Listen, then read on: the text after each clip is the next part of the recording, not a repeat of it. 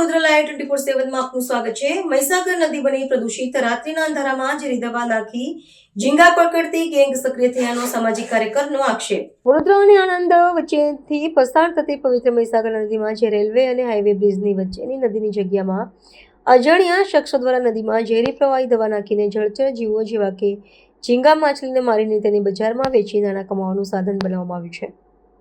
પવિત્ર મહીસાગર નદીમાં ઝેરી દવા નાખીને જળચર જીવનો તો ખલાસ કરી રહ્યા છે, સાથે આ પીવાના પાણી આણંદ અને વડોદરામાં પણ આવી રહ્યું છે। ત્યારે આવા ઝેરી પાણી પીવાથી શરીરને અનેક નુકસાન થવાની અને શારીરિક નુકસાન થવાની સંભાવનાઓ છે।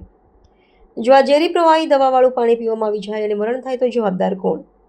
આ અજાણ્યા વ્યક્તિઓ દ્વારા રાત્રિના 9 થી 10ના સમય દરમિયાન ઝેરી દવા મહીસાગર નદીમાં નાખીને ઝીંગા માછલી મારવામાં આવે છે અને રાતના 12 થી 2ના સમય દરમિયાન તે લોકો ઝીંગા માછલી લઈ જાય છે અને વેપારી અને વેચી દે છે અને આ જ ઝીંગા માછલી બજારમાં વેચાય છે। ત્યારે આ ઝીંગા માછલી ખાવા લાયક યોગ્ય છે તે પણ વિચારવા જેવું છે।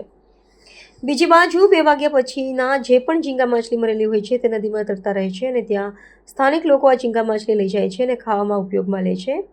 મહત્વની બાબત એ છે કે પવિત્ર મહીસાગર નદીમાં ઝેરી પ્રવાહી દવા નાખવામાં આવે છે તે પાણી પીવા માટે વડોદરા અને આણંદમાં આવે છે। ત્યારે આ ઝેરી દવાવાળું પાણી નાગરિકોના આરોગ્યને જીવ માટે જોખમ છે તેવું દેખાઈ રહ્યું છે।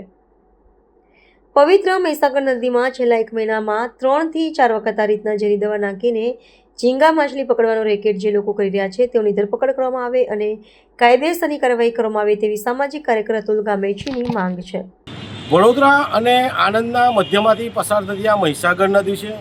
આ મહીસાગર નદી પવિત્ર નદી છે અને આ પવિત્ર નદીમાં ગઈકાલ રાત્રે અજાણ્યા શખ્સો દ્વારા નદીની અંદર ઝેરી દવા નાખીને જળચર જીવોને મારવાનો પ્રયાસ કર્યો છે, જેમાં મોટા પ્રમાણમાં ઝીંગા અને માછલીઓના મૃત્યુ થયા છે।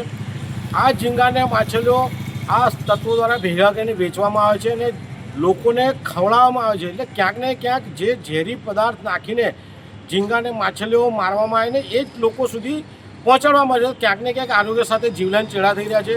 બીજી બાજુ જે સવારે માછલીઓ જે પડી રહ્યો છે, ઝીંગા પડ્યા છે, એ ગ્રામજનો લઈ જતા હોય છે અને ખાતા હોય છે, તો ક્યાંક ને ક્યાંક આરોગ્ય સાથે જીવલેણ ચેડા થઈ રહ્યા છે।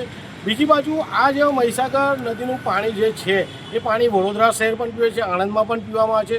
તો આ ઝેરી પાણી પીવાથી નગરજનોના આરોગ્ય સાથે જીવલેણ ચેડા થઈ રહ્યા છે તેવું દેખાઈ રહ્યું છે। તો વડોદરા શહેર કલેક્ટર અને આણંદ શહેર કલેક્ટરને વિનંતી છે કે જે પણ લોકો ઝેરી પદાર્થ કે ઝેરી દવા નાખી રહ્યા છે એમની ધરપકડ કરવામાં આવે, પાણીના સેમ્પલ લેવામાં આવે।